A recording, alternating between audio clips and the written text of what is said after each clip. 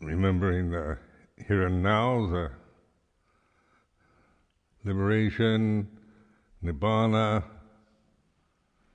amatta Dhamma, unborn, unconditioned, uncreated, here and now. Now this,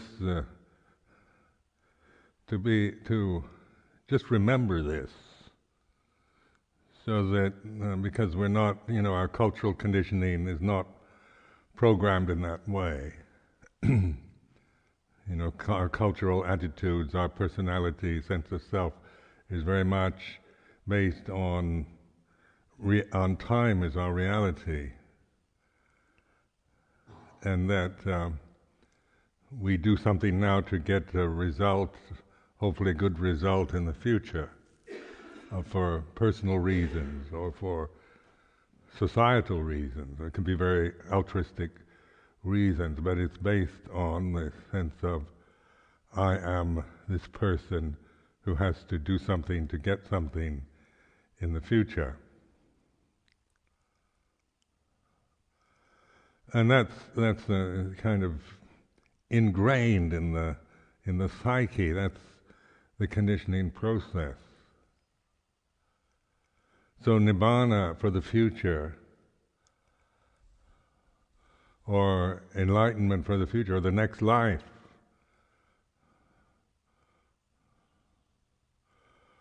or these are the assumptions we make when we read Buddhist scripture. And this is how we can easily interpret it, because our mind is programmed through time as reality. The past is real, I was this way in the past, I did this. The future is our reality. We can spend our lives living for the future. So the spiritual seeker is breaking through this conditioning process, not denying it or destroying it, but recognizing it has its value. It's not anything particularly wrong with it per se, but it is a delusion if that's all we know.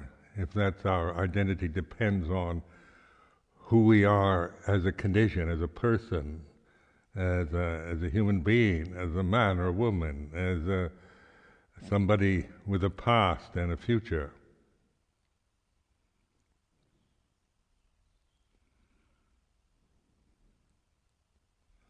So that's why I wanted to bring this, the unconditioned, into consciousness more, because I find this teaching quite generally ignored in Theravadan Buddhism. I don't think I've ever heard it chanted before by anybody. But to me, it sets forth very clearly, very accurately, the relationship of the conditioned to the unconditioned. And so just the statement, there is the unborn, uncreated, unformed, unconditioned. It's a statement of fact. It's not supposition. It's not philosophical. It's not theoretical. It's not propounding a theory of some sort, of like pantheism or monism or anything like that, and using English terms, philosophical terms. But it's a statement, there is. And of course, then, to try to think about that, define the unborn, uncreated, if you try to reason it out, it ends up being kind of annihilationist or nihilistic, because the thinking process can't imagine it. The way our thinking works is dualistic. So it either ends up as a kind of, it means nothing, it's just, nibbana. Anatta means that it's just oblivion, nothing, void, empty. Because of the logic of there is the unborn, uncreated, unconditioned. So in religion they tend to personify, they put characteristics on it, like Trinity in Christianity. Allah in Islam tends to be like a father figure, a patriarchal form. At least that's when we talk about Allah. When Muslims talk about Allah, it sounds like some kind of male person, patriarch. And so then then God or Allah or the great creator or whatever, it's usually we put characteristics onto that, onto the unborn, uncreated, because we can't deal with just these words and with the thinking process. You say, I worship the unborn, uncreated, unconditioned. For most people that would sound ridiculous. So in Hinduism they offer all kinds of bizarre gods and goddesses to worship. Ganesha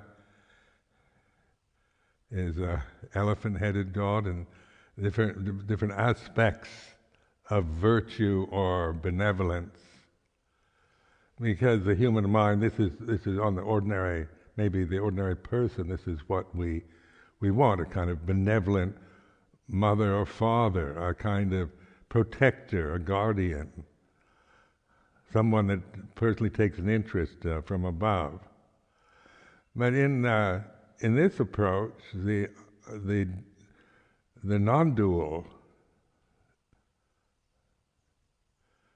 and then the Buddhism is its kind of emphasis is not even, it's not even the Atman or the ultimate, the big self like the Hindus tend to do. So it's left up for discovery, for recognizing, for realizing. But it's firmly stated, there is the unborn, uncreated, unformed, unoriginated. And I think that's, personally, my personal attitude towards it, I think that's wonderful. It's a statement, it's like a fact. It's not a theory. And then following it, there is an escape from the born, the created, the formed, the conditioned, because there is the unborn, uncreated, unformed, unconditioned.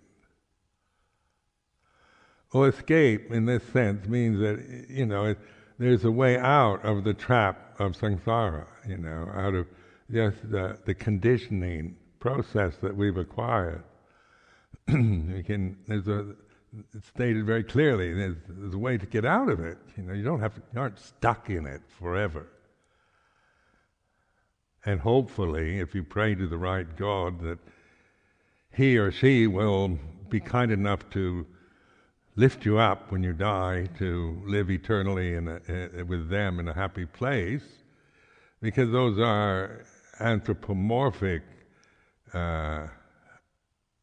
adjectives or attitudes. But we're getting outside the realm of thinking. So in the third fetter, Vicikiccha, the first one, Sakkaya Ditthi, is translated as personality view, or the acquired sense of self. Ego, personality view, self view.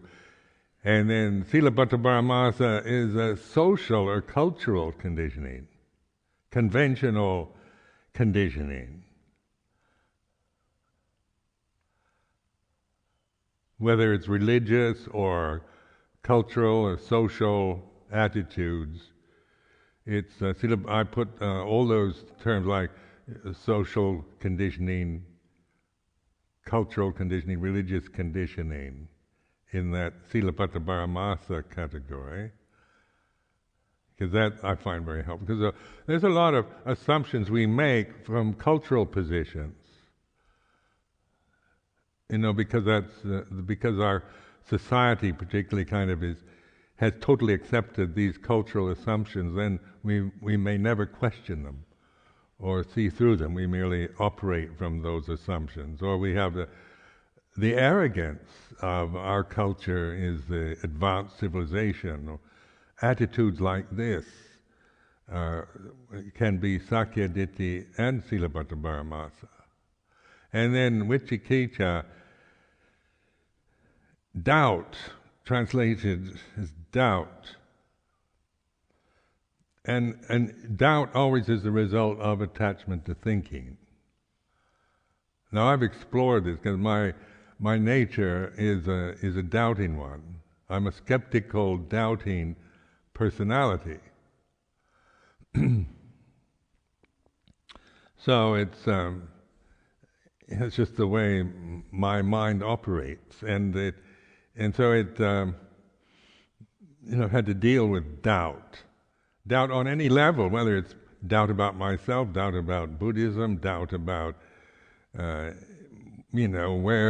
is my coffee cup, or things like this. Whatever doubt is, it can be on a very practical, mundane level, or doubt about the ultimate meaning of life, or whether there's a God or not, or whether Theravada Buddhism is the right way, or doubt about myself or my ability to practice or to realize the truth. So that's why the Zen Buddhist style is quite, they really approach doubting very directly with their kind of conundrums and koans.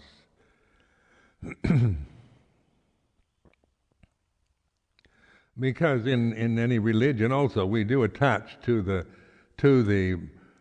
words, which if that's all we do, if there's no Bhatipata but merely the Bhariyata, then there's always we can never doubt just because we refuse to. But on the thinking level, when you attach to thought, you'll end up never being quite sure, uncertain, doubting, skeptical.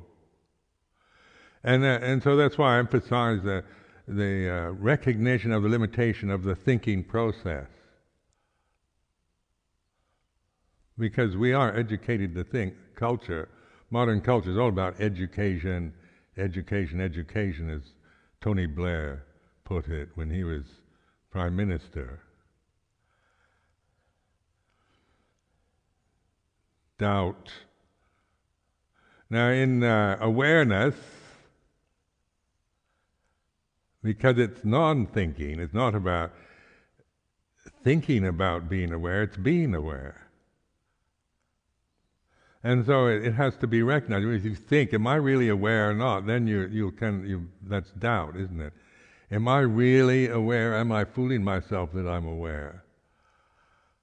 And is what I'm doing now, is it really awareness or not? I'm not quite sure.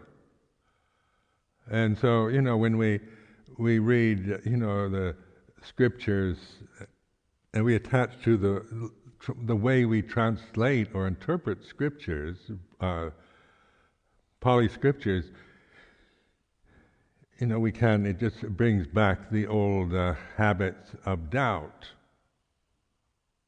Or we feel we have to believe everything quite literally. We can be, we have to take everything in a very literal way, according to the way we as Europeans would translate it.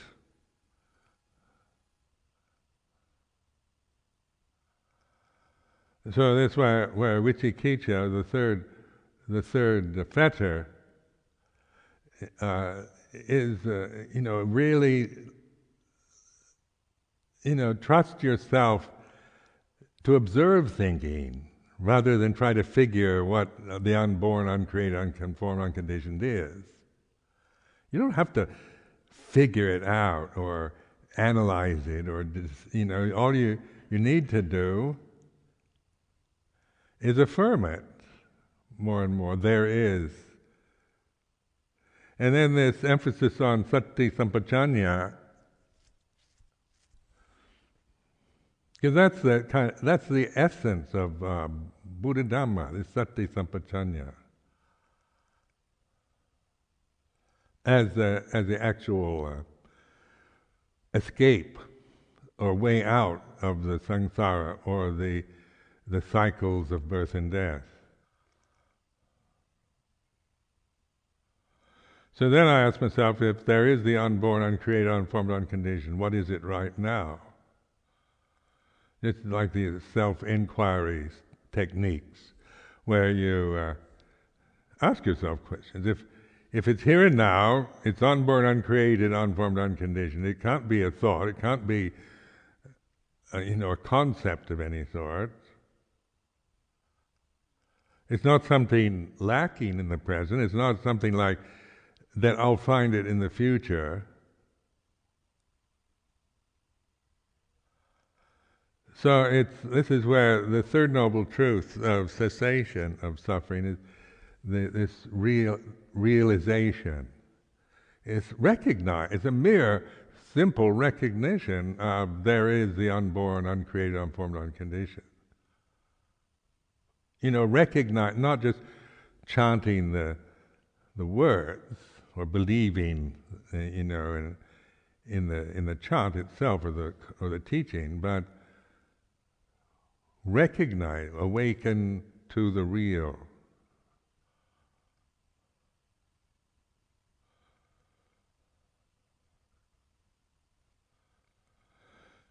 So I know that some of you, see yourselves always as are self-critical, and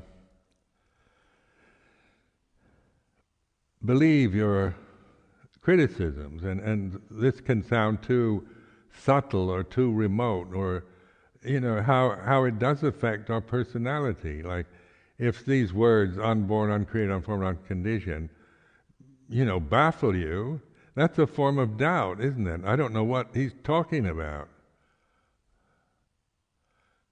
And that just by listening to your own sense of, I don't know what he's talking about, is just listening to that, maybe this reaction you have to this particular teaching, so that that which listens and can witness, observe the sense of your frustration, self, inability to understand in the way you think you should. That's it. Trust this awareness, not the condition itself that says, I don't understand what he's talking about.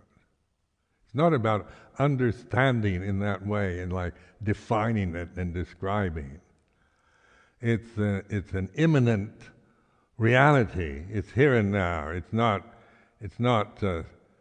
something, if you see yourself as too coarse or unable to awaken to reality, that in itself is a creation, that sense of I'm not ready yet for that advanced teaching. That's a self-view, that's a Sakya Ditti. So notice that, that these three fetters are really important to contemplate, not to just suppress them, but to really explore that in yourself, the sense of your self-worth. And not to make any decisions about yourself, but to recognize how you create yourself. How you create out of habit, out of ignorance, this Sakya Ditti, Silavata Paramasa Vicikicca.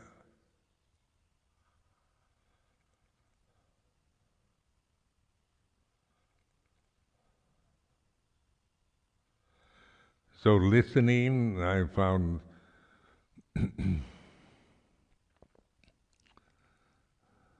this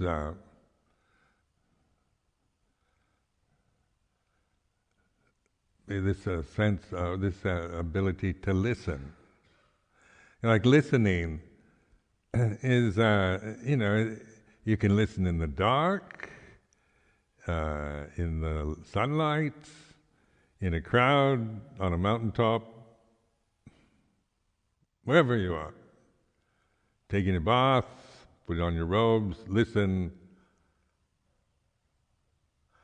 And it's not listening for anything with some kind of preconception that you're listening for something or other. You're trying to, what is the sound of silence, and trying to find it as some preconceived sound that you're not aware of. It's not about a thing that you're trying to listen to for. It's not kind of, trying to condition you with a preconception of the sound of silence. When I talk about this, it's merely a pointing at the here and now. It's not a sound that that you have to, which would trigger off this sense of I've got to get this sound, or I can't hear it, I don't know it. Because we can, just the word sound can be quite deluding in itself. Any words, an attempt to describe it, but it's recognizable.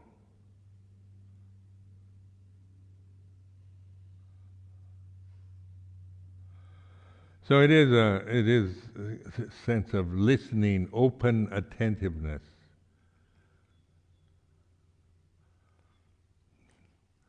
Like you're just listening to the sounds of the universe. Just open yourself here and now. It's a sense of relaxed attention. Broad spectrum, not listening listening for anything in particular, but it's an attention, a form of attention. So it's a mindfulness, sati sampajanya.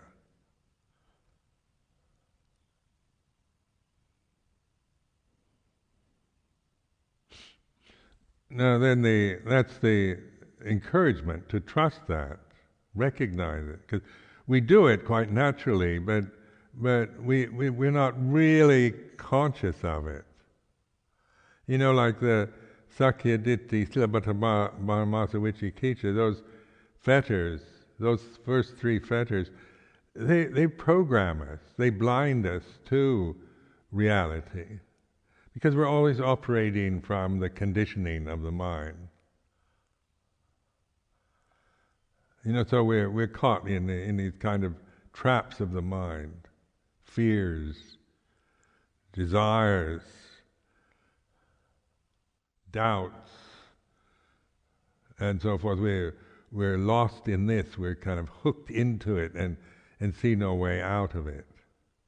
So people have, a lot of misery in their lives because they have bound themselves to the conditioning process, and they don't know how to get out of it.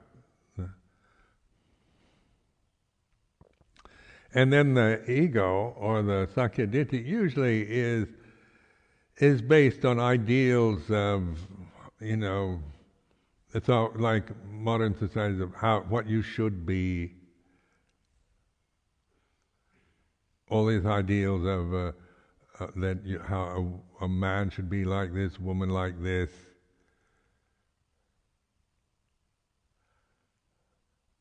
And so when you always compare the reality of yourself with an ideal, you're not going to come off very well with that. You're going to feel guilty, inadequate.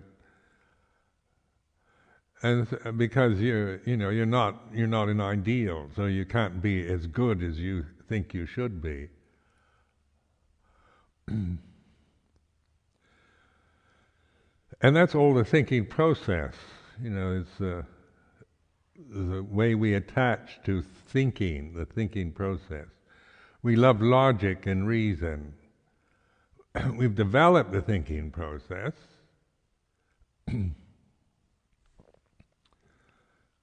So the thinking process is not to be despised, but as an attachment, it only leads to doubt.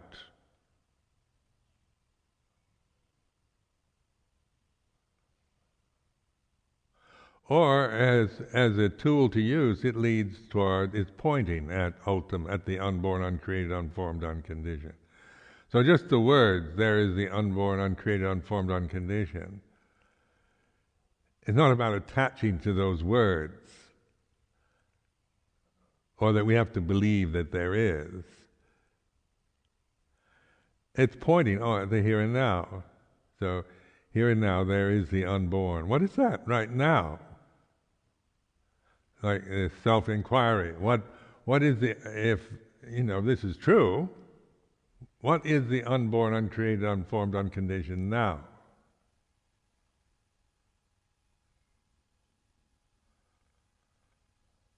And then the statements about sati, mindfulness, path to the deathless. I mean, it's all, the scripture this is what it's about. It's pointing always. Mindfulness, appamado amattapadang, mindfulness is the path to the deathless. That's in Dhammapada. So I mean, I've always liked that particular teaching.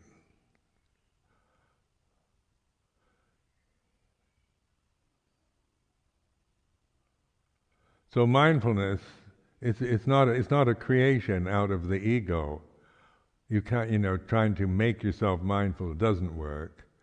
It's not about cultural attitudes about mindfulness or modern psychology or what you find in the dictionary.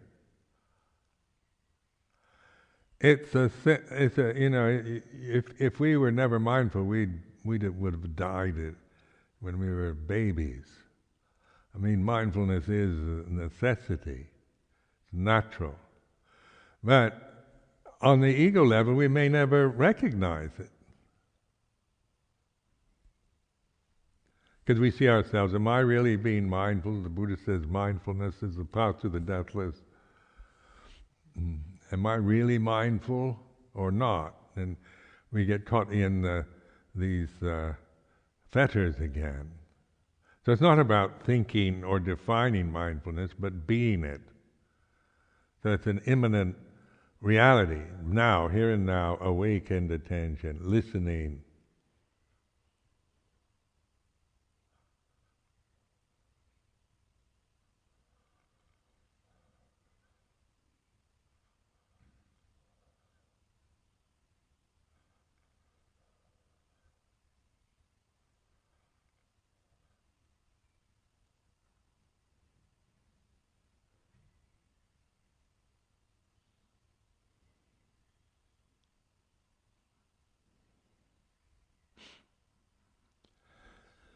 Now the mindfulness then includes everything, and it's not about choosing something to be mindful of, it's this awakened state, recognizing it. And that's where I found the sound of silence helpful, because to me it's very, it's always present here and now. When I recognize it, I don't kind of go into a trance. I'm fully present, I'm listening, and this listening includes everything. So the body, it includes, this mindfulness includes the body as it is right now, the sensations, the posture, the breath. It includes a walking meditation, jongkrom, walking back and forth, right foot, left foot. Includes everything. There's a background. And once it's recognized, then being that background gives you the perspective on your own karmic tendencies, whatever they might be. It's like seeing in perspective. You have a viewpoint from the unconditioned to observe the conditioned. The conditioned can't observe the unconditioned. So as a person, as a personality, that person cannot observe, cannot know the unconditioned.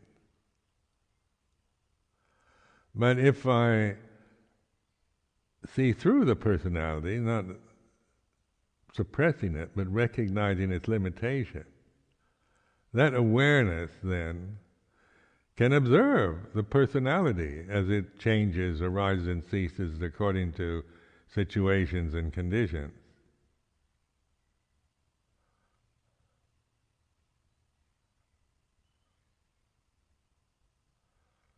It can observe the assumptions I have about life and myself and how things should be, and politics and economics and patriotism and culture and society and whatever. It bring into it has perspective on fear and worry, anxiety, greed, sexual desire, doubt, and so forth. The lopa dosa moha. It has perspective on that. It's not these things forever, but your relationship to them changes from identity, resistance, attachment, denial, to being the Buddho, observing the Dhamma, the knower of reality. But it's not personal anymore.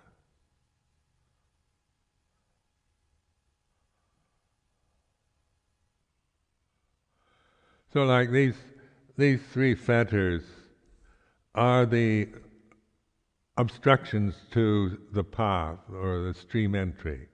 So in the 4 stages, Sotapanna, Sakada, Kami, Anakami, Arahant, these are not, you can't claim these as personal attributes or attainments.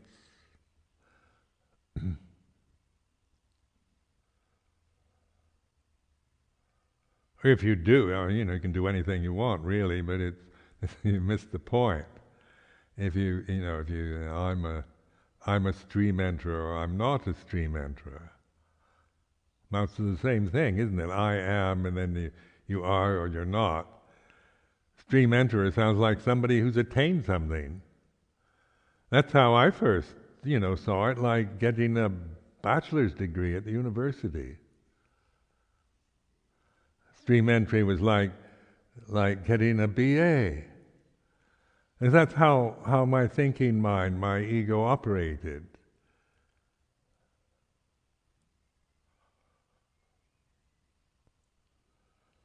That's the condition, the Sakya Ditti, Silabhata Paramasa. But these, of the 10 fetters, and the rest follow suit from that. If you can really see through these first 3 fetters, then you'll know the path as samaditi. Then it's right understanding or perfect understanding.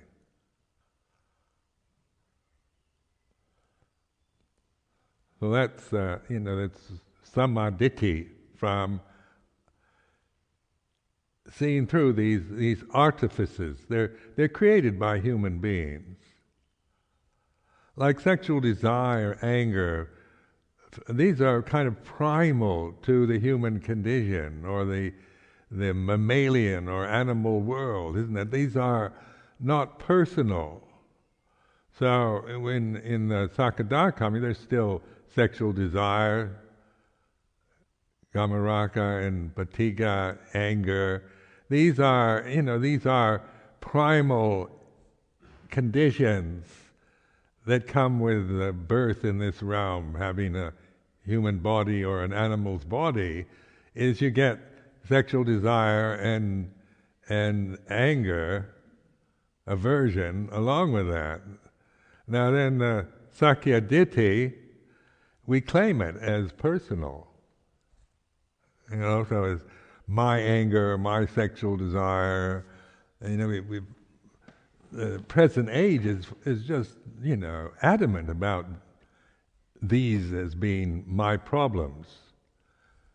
My sex drive, my sexual inclinations, how I define myself with sexual preferences. This is Sakya Ditti. And these are encouraged to be our real world. Identity with sexuality, and then to see anger or aversion, is some kind personal weakness or flaw. So we take this realm that we're experiencing through these human bodies. We're living in this realm. This body is a product of this environment, of this planet Earth. Wasn't born on Mars. Born on this planet. It's subject to the planetary conditions. So we see, hear, smell, taste, touch, think. We have survival intelligence, instinctual intelligence. This is not created out of human culture or civilization. These are just natural, they go along with the birth in this realm of having a physical body like this, having to survive, procreate the species. There has to be fear and anger and desire for sex, to procreate, to save the species. These are instinctual, natural conditions that are not about sakyaditi, silabbata paramasa, vicikicca. But notice how we do, modern society does make them into, we're obsessed with sexuality, and we have judgments and attitudes and prejudices and fears, and we call it, we call it natural and wonderful, or we call it dirty, vulgar and disgusting. We have different ways of relating to sexuality from the sakyaditi level and the silabbata paramasa level.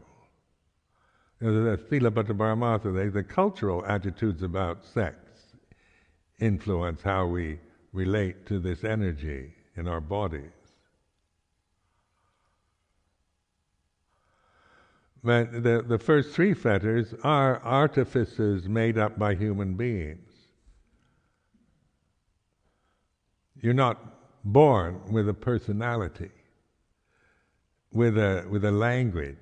We have to learn how to speak.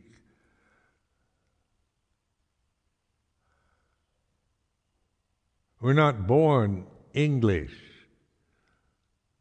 or Sri Lankan or Thai or anything like this. This is what we're told after we're born.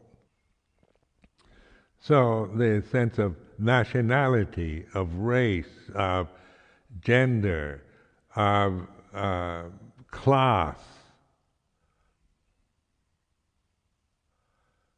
is an acquired condition that human beings have generated. It's not from nature.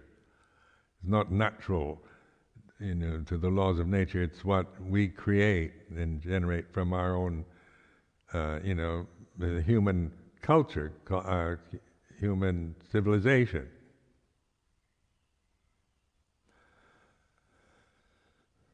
So that's why these first three fetters is the thing that blocks the stream entry, or seeing the path, or somebody, are these three artifices. Now these are, not like thinking can be used skillfully, or the personality. We have different tendencies, different karmic tendencies, so that as samanas, we're not all the same thing. We don't become just one kind of person through mindfulness. We recognize the unicity, the oneness, the deathless reality, but then in terms of how conditions manifest, it's very different. How I react or think, or my personality, how it manifests, is not going to be the same as anyone else's. So but a relationship then to the personality is knowing it, no longer being enslaved by it or limited by it. So some people, different, you can see it in the Sangha here, different tendencies of timidity or, aggressiveness or, wanting to retire, wanting to proclaim, different levels of tendency to worry and so forth. These are quite personal, we just don't become like some ideal Buddha after awakening. But we see the nature of life. We realize the unborn, uncreated, unformed, unconditioned. And so then the stream or the path is certain. It's beyond doubt.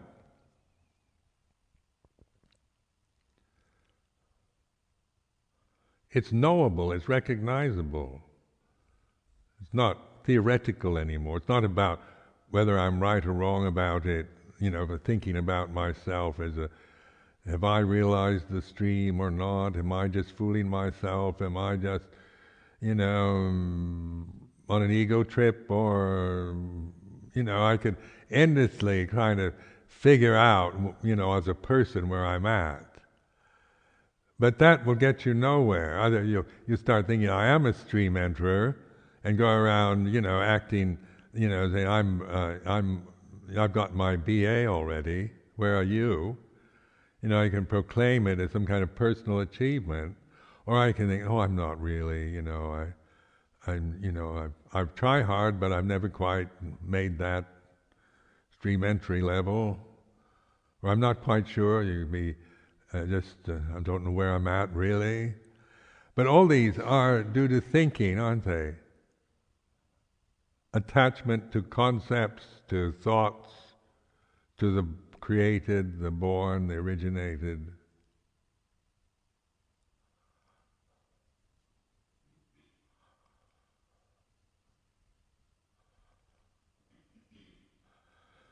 So that's why, this emphasis on trusting this awareness, recognizing it and trusting, affirming it. Like there is the unborn, uncreated, unformed, unconditioned.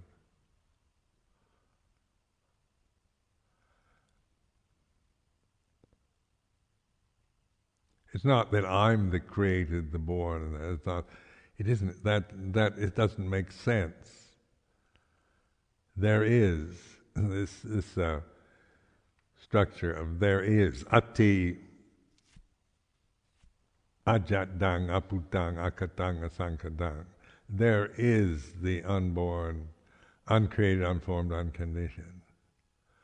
And then that just thinking that, just reminding yourself of that, not as a belief, but as a reminder. This, at least this is how I've used it, to recognize it. In a state of doubt, where you're not trying to figure it out anymore, you're open to the unknown, which includes everything. You're not trying to define everything and label everything and describe everything for it to be your reality. This state of uncertainty, mystery, unknown, puts you into this way of openness, which you're not looking for something to grasp, but you're letting go of everything in order to be fully aware, trusting, totally surrendering, totally giving up yourself towards this awareness. And then you can also get into perspective the habit tendencies to, the obsessive tendencies that we have as personalities.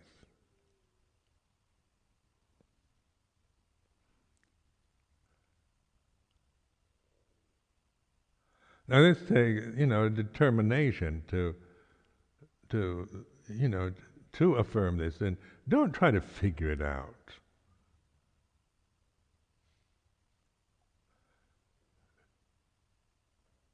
Don't try to analyze it or go and find out what somebody else says about it. But this is use it for awareness. So here in the temple, this is a very quiet place. And then, as I've told you before, some of you may not know this, but when we decided to build this temple, the architect, Tom Hancock, came to me and said, "What exactly do you want for this temple?" Because he was to design this place, a temple for meditation. So I said, I was being facetious too. I was being a bit cheeky. So I said, "I want you to build a temple that as soon as stressed out people from London enter the temple, they go into quietude."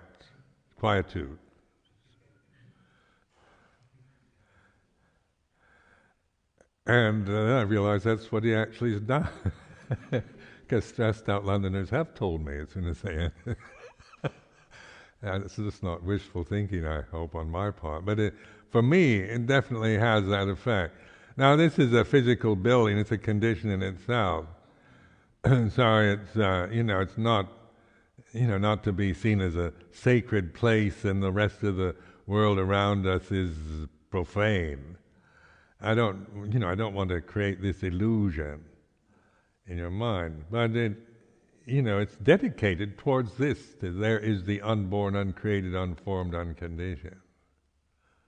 That's it. That's how it was conceived, and that's ultimately its purpose. So, just by reflecting on that, you could use a place like this, a building like this, as a reminder. Just so that when you get carried away, stressed out by worldly cares and concerns and fears and desires, then sometimes just entering the temple will remind you.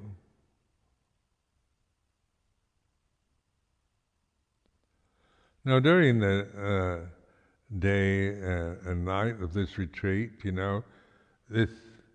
this reminder, I encourage it.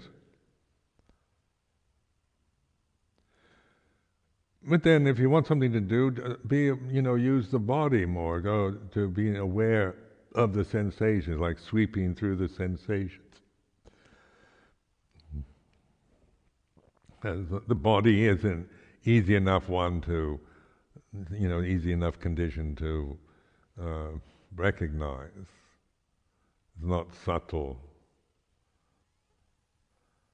Some of the sensations are, but it's like how to use the body, not from some kind of sakyaditi level of my body and vanity and so forth, or to think that I just want to dismiss it, suppress it, but use it, because it's here and now. Body is sitting here, it's right here, sitting, breathing. Walking jongrom, it's walking, standing, turning. It has feelings. It's very sensitive to heat and cold, to temperature. Gets tired. You sit too long, you feel certain aches in your limbs or whatever. This is just the way it is, so the body, whatever posture you're in, you can't just kind of cement yourself into it. You can only use it so long, and then because the nature of the body is it's changing too. So it can't just kind of, fix in a posture and stay that way for very long. So the movement of the body, sitting, standing, walking, lying down, the breath. If you, as you develop anapanasati, a samatha practice, it's refining consciousness. You go into very refined conditions of consciousness, tranquility.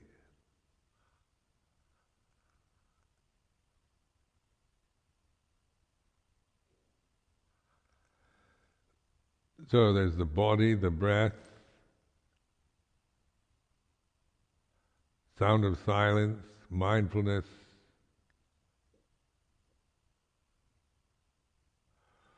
Then metta practice also. See, metta is not just thinking positively about everything, but it's an acceptance of all conditioned phenomena. It's non-aversion. So apply that to your own experience, like the pain in your body or the bad thoughts you might be having or whatever. Metta is non-critical, isn't it? It's the idea of spreading metta to all sentient beings, not based on their goodness or evilness. Equal metta for all conditions. It's a good reflection, not to criticize, not to get caught in even, you see the aversion you feel maybe to your thoughts or memories or physical body. Have metta for that. It's the kind of willingness to accept conditioned phenomena as it is. Doesn't mean approving or liking it, but allowing conditions to be what they are, because at this moment, whatever condition you experience, it is the way it is. It can't be any other way. And then if you don't want it, then you want it to be something it can't be. So you compound it with, trying to change it, and we get into, battles with ourselves, suppression, depression. So on the Sakkayaditthi level, there's a hopeless task to try to become enlightened as a person.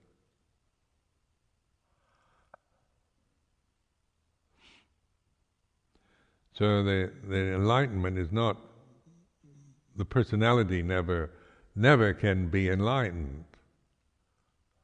We can improve our personalities, make them kinder, better, and things like that, but that's not it. It's still, the personality is conditioned.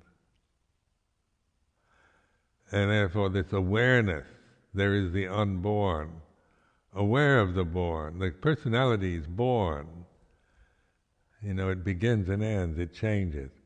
But that which is aware of the born is the unborn. That which is aware of the created is the uncreated.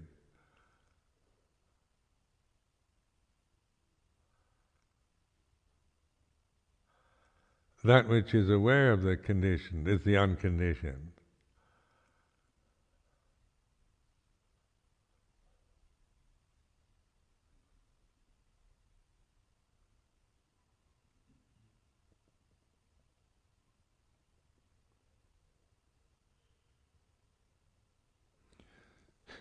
So in his, like Luang Por Chah years ago, I remember him saying that if you don't somehow recognize Sotapanna in the first few years, but then the Western mind, how many of the Western monks grasp that is like, like I should attain Sotapanna within 5 years, kind of thing.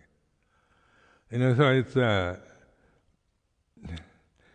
because there is a strong desire in the Western mind to become a Sotapanna or an Arahant or whatever.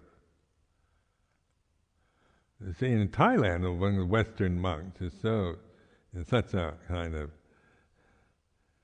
this is to get the jhanas. and to become stream enterers.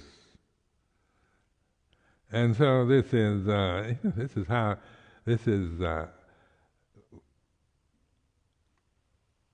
Sakya Ditti Silapata Paramasa Vicikicca. And then in Asia, also in Thailand and Sri Lanka, they can hold up stream enterer as some kind of attainment. So, is Ajahn Mahabua an Arahant? Or it was Lungpo Chah an Arahant? Or who's a stream enterer and who's a Sakadakami and all that kind of... So it goes into speculation. So taking these terms and putting them in Sakya Ditti contexts. That's not how to use it. It's not about becoming a stream enterer. It's recognizing, awakening to Dhamma. As simple as that. So it's not a claim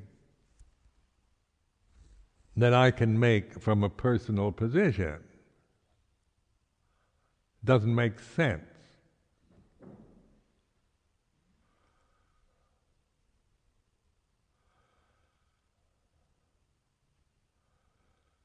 So, like I have a BA, a bachelor's, I can say that.